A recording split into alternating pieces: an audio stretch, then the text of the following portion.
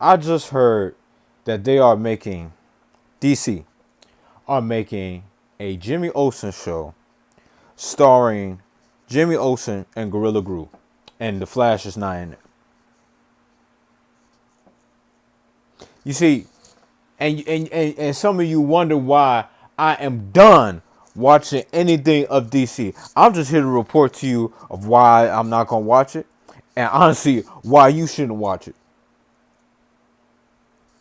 I digress. Let's move on. I just saw Evil Dead burn, and boy, was it a burn!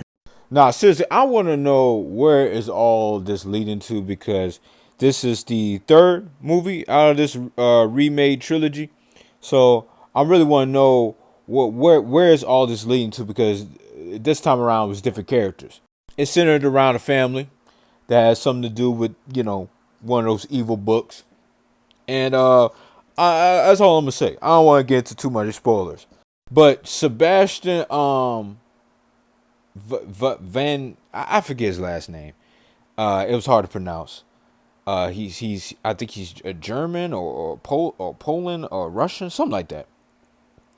The guy cold. He's cold because the angles, the editing of this movie, the camera work was really, really, really good. Definitely served obviously the chaotic, high intensity, just disturbing creepiness of the film.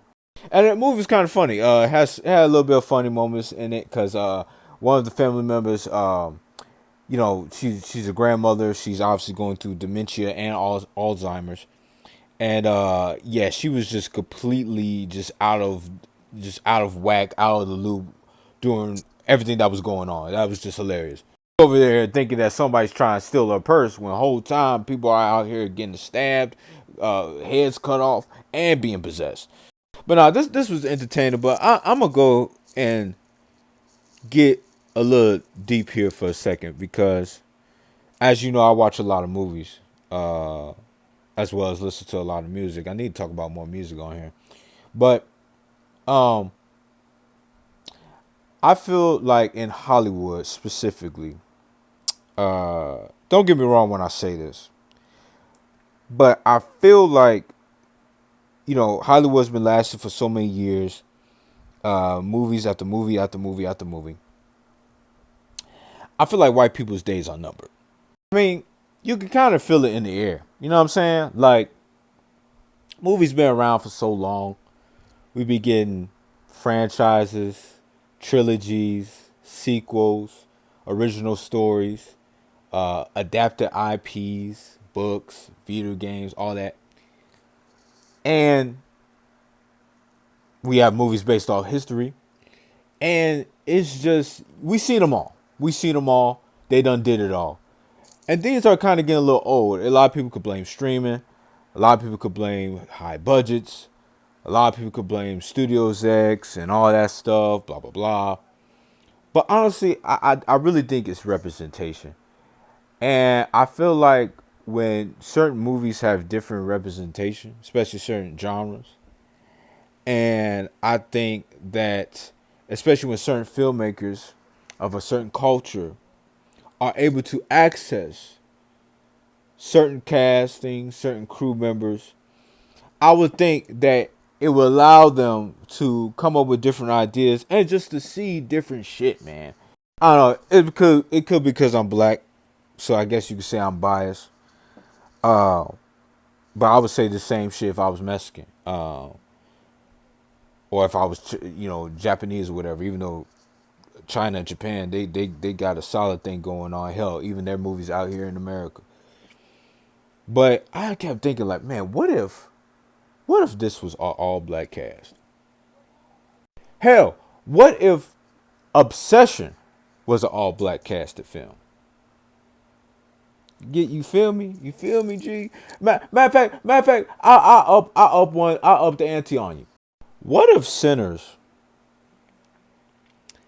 What if Michael B. Jordan, the two twins, smoked a stack? They were gangsters. But what if they were also vampire hunters? And the reasons why they left Chicago was because they wanted to get away from vampires, but then they ended up seeing that this sort of vampire outbreak or this vampire emergence is bigger and deeper than what they thought. You know what I'm saying? And it still took place in the blues era and had a lot of music themes in it, but the movie wasn't centered around that. You feel me?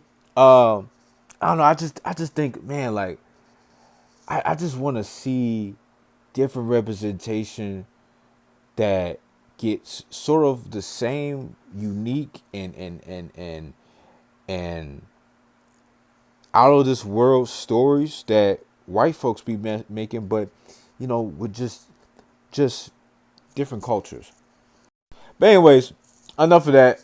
Let's get on to these sponsors. Look, man, if you want to get your freak on, tap in the link below to get this chocolate called Tabs chocolate. Basically, it's candy that is an aphrodisiac. Now, look, I was selling this before, and there was a lot of confusion on this. This is not like you do a line and now all of a sudden you ready to go all night. It doesn't work like that. This is something to relax you, something to make you feel a little frisky, something to make you feel, like I said, very relaxed and just very intimate and touchy, which will lead you to be ready for the bedroom, basically.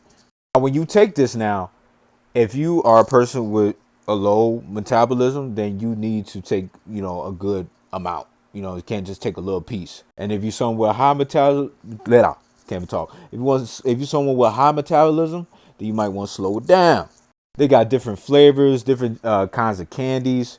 You got these groove tabs that are pretty much like those Listerine slips that you put on your tongue and you let it dissolve. They got that for you. They even got perfume on this website to even make you feel a little bit more hot and ready for the bedroom to turn on your partner. So like I said, look, man, it's summertime. Me and the new girl, pretty girl, you mean the new man, or however which way you like to do things in your love life. You're on vacation with your loved one. You're on vacation with your significant other. Go ahead, tap the link below. Get a discount with my discount code and have a good time.